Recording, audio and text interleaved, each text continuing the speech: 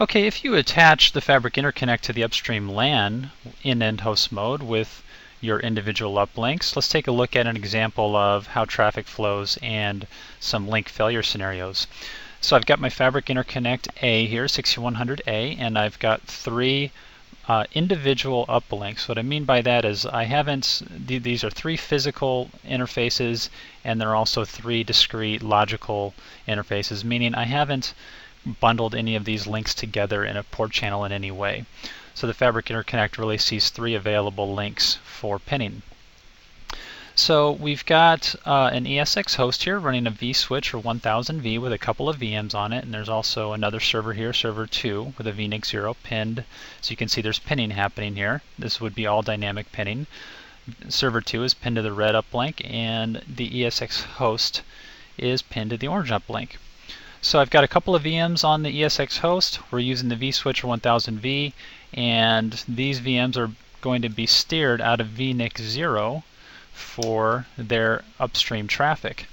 So because VNIC 0 is pinned to the orange uplink, we have all of the traffic from VNIC 0 using the same physical uplink. So both VM1 and VM2 are using the orange uplink.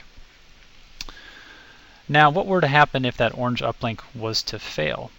So now that path is no longer available, so what will happen, remember we discussed in the previous slide, was dynamic repinning. So what's going to happen is the Fabric Interconnect is going to pick a new uplink for VNIC 0, and this happens sub-second. Meanwhile, the VNIC for the server stays up. There's no disruption at all shown to the ESX host. A new uplink is picked, in this case the yellow uplink, and at the same time that happens, the software of the Fabric Interconnect, the UCS manager, has to get involved and send a gratuitous ARP message out the yellow uplink, alerting the upstream network, hey, MAC addresses A, B, and C are now on the yellow uplink.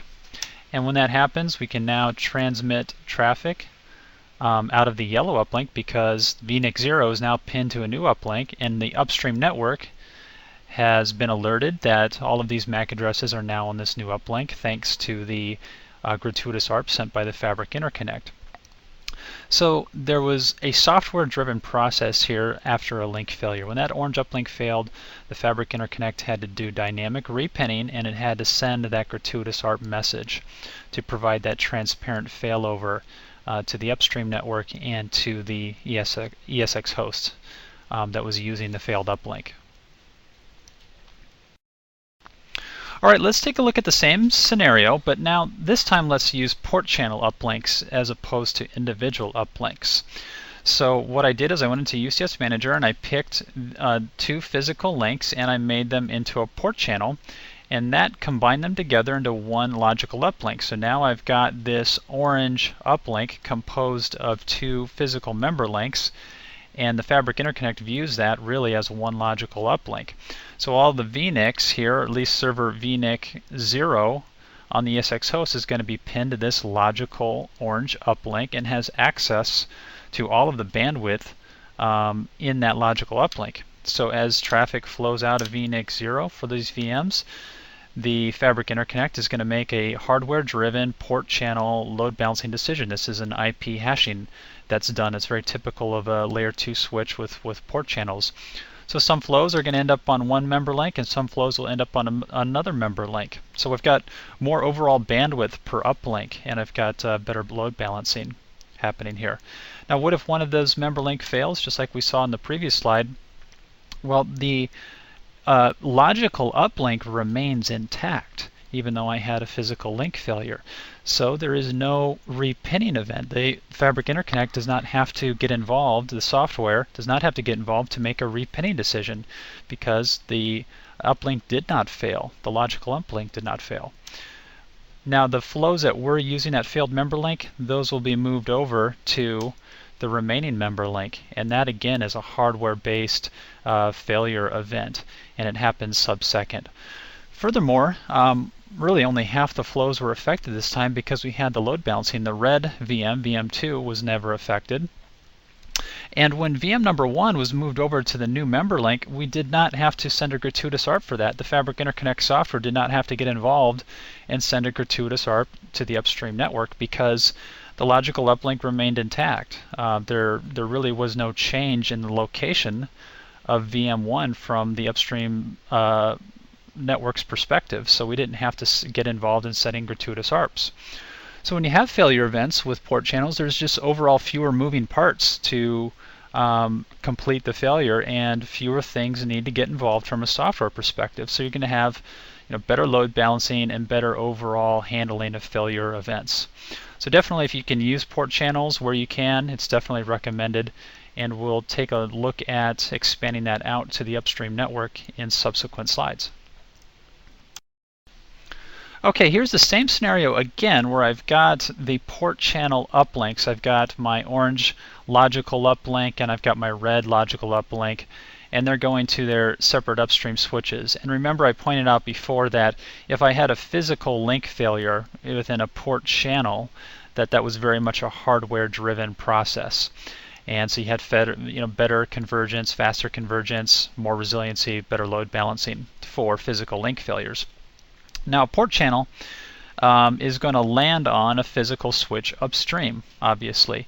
And if I didn't have any special clustering or multi-chassis ether channel technology on my upstream LAN, like we're showing here, this is just a basic LAN setup. Now I've got a potential for upstream LAN switch failures.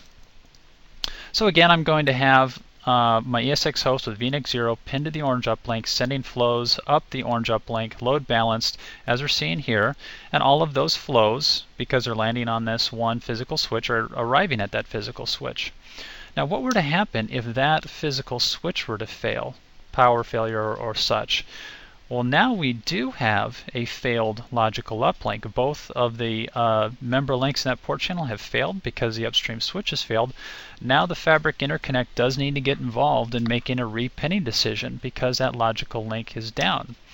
So what happens is the VNIC stays up for the ESX host. There's no effect shown there, and a repinning decision is made to the red logical uplink. But now the location has changed for these flows for VM1 and VM2. So we do need to send a gratuitous ARP up the red uplink now for all of the MAC addresses that were affected. And then traffic can resume on the new pinned uplink, the red logical uplink. So as we saw before, if you had physical link failures with port channel uplinks, you had the hardware-driven failure process and fewer CPU cycles used on the Fabric Interconnect to drive that failure recovery. But if you have a physical upstream switch failure and an entire logical link goes down, well, then we still have that software-driven process of repinning and sending the gratuitous ARPs. So that's something to keep in mind. If you had hundreds of servers or even maybe thousands of VMs that were each connected to the Fabric Interconnect through VMFX, for example, and you had a logical uplink like this fail, you could have potentially hundreds of links that need to be repinned and hundreds of MAC addresses that need to be processed with gratuitous ARPs. So that could affect the time in which it takes for those failures to fully recover. So that's something that you might want to keep an eye on or test out in your lab. But as we'll see in the next slide, there's a way that we can even influence this better by creating logical uplinks across the entire system and across the both LAN switches. So now let's take the port channel uplink concept and extend it to the upstream LAN through a multi-chassis ether channel capability. In this case, we will show VPC. These could be a pair of Nexus 7000s configured in a VPC domain. And so with that, what I'm able to do now is I'm able to take all of the uplinks out of this Fabric Interconnect and put it into one logical port channel that is spread across two physical upstream switches.